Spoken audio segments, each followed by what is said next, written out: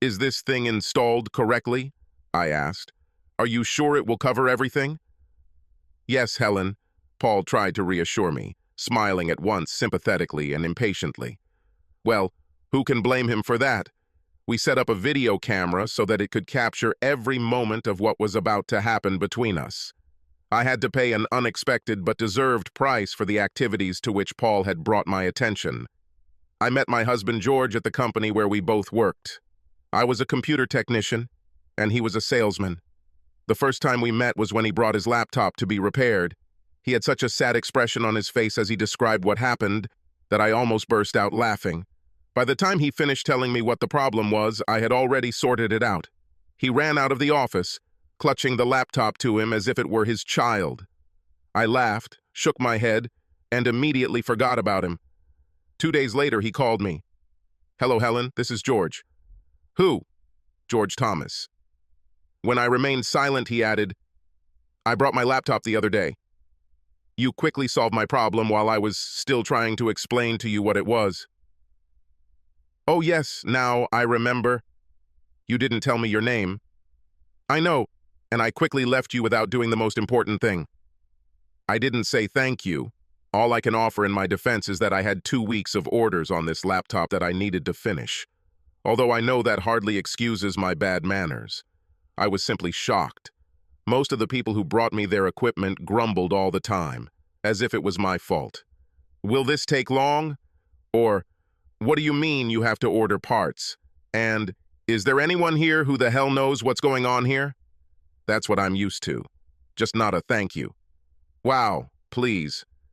He hesitated and cleared his throat twice before muttering, Helen, I wanted to ask if you would allow me to make amends. I'd love to go with you, George. Okay, I know this sounds like some kind of sassy woman, but it's actually not true. I was just afraid that if I waited for him to finish, I would become too old to get dressed without the help of a nurse. Besides, as immersed as I am in my work, my last date was 6 months ago, and labeling it a disaster was actually reporting it as better than it actually was. There was another vibration on the line, just enough for me to think, brilliant, Helen. That was not what he was trying to say at all. Are you practicing making yourself look like a fool for the most part? Fortunately for my vanity, the silence was broken by warm laughter. Great. How about Friday night? Shall we have dinner somewhere nice but not too fancy, and then see what happens next? I gave him my address. I'll be ready by 7. On Friday evening, I was looking at myself in the mirror for the 100th time when the doorbell rang. I was wearing a good old black dress just above my knees, paired with low heels and tights. I actually didn't really like wearing dresses, and I definitely didn't like heels. Boots, which I wore in my early 20s before going to engineering college, and sneakers were my favorite shoes. Not that I'm butch, but you understand. I just prefer comfort. George looked very handsome as he led me out. We went to a nice restaurant in the city center and ate well. After that, we went for a walk along the small shops and boutiques of the historical center of the city just to look at the windows. It seemed like we were having a hard time finding a common language. We talked mostly about work, without delving too deeply into personal problems. I really don't know why. I felt that there was some kind of subtle connection between us, but for some reason neither of us could grab onto this thread and get closer. In the end, we decided that enough was enough for today. On the way home, George's car slowed for a moment as we passed the local sports complex. I looked at him and followed his gaze. He was looking at the sign announcing that the local Class A minor league baseball team would be playing its first game tomorrow afternoon. Being the gentleman he is, George walked me to the front door. There was an awkward silence. Then George wished me good night and walked down the path. "George, wait!" I shouted after him. He stopped and turned around. I swallowed and walked over to him. "Today didn't go very well, George, and I don't know why." "Let's try again. Instead of getting dressed and going to a restaurant, how about jeans, hot dogs, and a ball game tomorrow?" He grinned, and his face brightened. "First serve at 3:15. Shall I pick you up at 2 so we can watch batting practice?" Agreed. I kissed him and rushed to the door, the smile on my face as big as his. The morning dragged on slowly. During the day, well, I started to fall in love from the very beginning. We had the promised hot dogs, slathered in mustard, ketchup, and sauce. We had beer in foamy wet paper cups, cheesy fries, and popcorn. Every bit of it went straight to my thighs and buttocks, and I enjoyed it all. George had to dress up to look like a traveling salesman when he traveled. But here he was, a guy in jeans and a sports shirt. We exchanged life stories and were struck by the similarities between our experiences in high school, the 3 years between that and college, and what we considered important in life. We screamed and jumped up and down a lot. Our seats were right at first base, and the game was so-so until the 9th inning, when the home team turned the score and won. Rejoicing, we jumped into each other's arms. After this hug, our first kiss began. We didn't interrupt him until the cries of "get a room" did not become exceptionally loud. The road to my house flew by unnoticed. We kissed all the way up the driveway, through the door that George managed to slam behind us, and all the way down the hallway to my bedroom.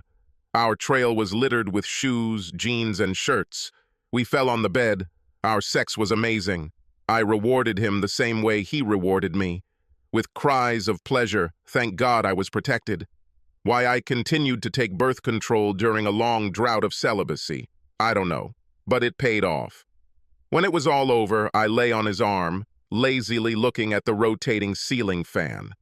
2 months later, we moved in together. 6 months later, they got married.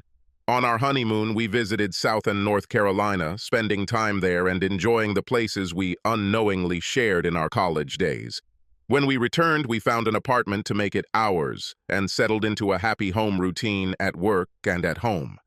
The only fly in the ointment was the business trips that were mandatory for George. But he made great money and enjoyed it as much as I enjoyed my work.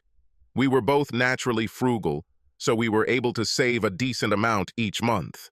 We would soon be able to afford a down payment on a house, and we discussed the exciting possibility that I could eventually quit my job and give us a baby.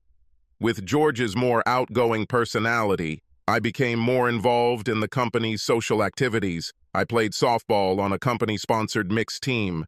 Unfortunately, George missed many games due to his duties, but he always came when he was home to cheer for me as the most attractive first baseman I had ever seen. The director of corporate relations, and also a pitcher on the softball team, was Paul Weinkamp.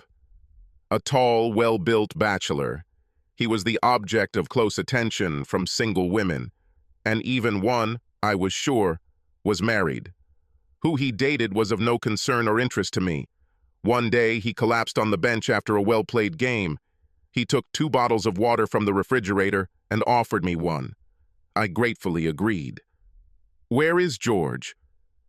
"I think he's in St. Louis today." Paul shook his head. "George is a real provider, but I bet you wouldn't want him to spend so much time traveling. If you were my wife, I wouldn't let you out of my sight." "Well, I know what it's like there.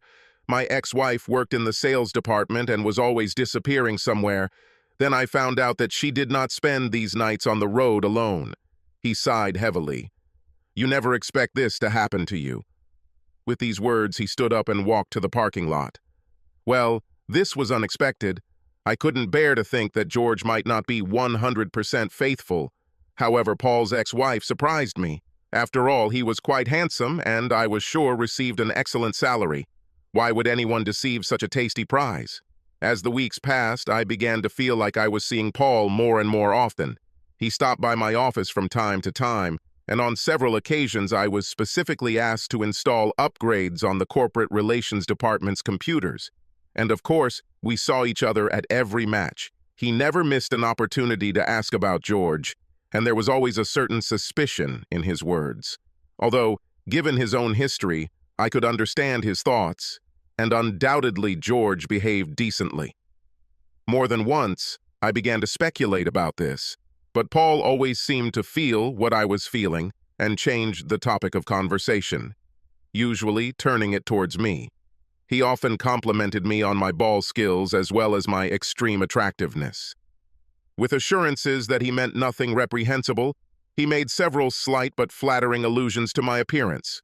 I returned home more than once to look at myself in the mirror. Obviously, he saw something that I didn't. I even liked Paul's attention. We have become, if not friends yet, then at least close colleagues. He said it was nice to have someone to talk to about his bad marriage. One day he asked me, "Helen, can I ask you something?" "Well, can you ask, Paul?" He chuckled, appreciating my wit. "Why does George call you Bam?" "This is a nickname. It has to do with what we learned about each other when we first started dating." I laughed. It's one of those things that only makes full sense when you've shared the same experience. Otherwise, it's meaningless. Paul did not insist on clarification. About a month later, the company held its big Independence Day celebration. I was looking forward to it being a 3-day weekend for all of us. Unfortunately, George called me from Dallas the night before and said he wouldn't be able to get home in time. I reassured him that everything was fine, that I would miss him, and that I loved him. The party coincided with the league championship game. Paul, of course, asked where George was, and I explained. He said almost nothing, just chuckled. He had a very strange expression on his face, half sad, but still with a tinge of some anticipation. 2 weeks later, when George was traveling again, Paul called me into his office. This time, he closed the door. He pointed to the sofa and sat down next to me. "Helen," a pained expression flashed across his face, and he hesitated. "I'm very sorry, but as a friend and colleague, I think you have a right to know this. The night George skipped the office party that he unexpectedly didn't show up to, I'm afraid that—" He paused, and I could have sworn he choked back a sob. "I'm afraid that I have evidence that George is having an affair. This is impossible," I almost screamed. "I know, I can't believe it either, but—" He turned on the TV in the corner of his office, then turned on the VCR. "But there's this. Please don't ask me how I got it. It was a film for adults. A man who looked like George, at least from the back, was having passionate sex with a blonde." I slowly leaned forward on the couch, listening and watching what was happening. The sound came from the TV and his face appeared on the screen. The image flickered and blurred for a moment, but it was George's face. Paul turned off the TV and put one arm around me. "I'm so sorry, Helen. I know it was terrible.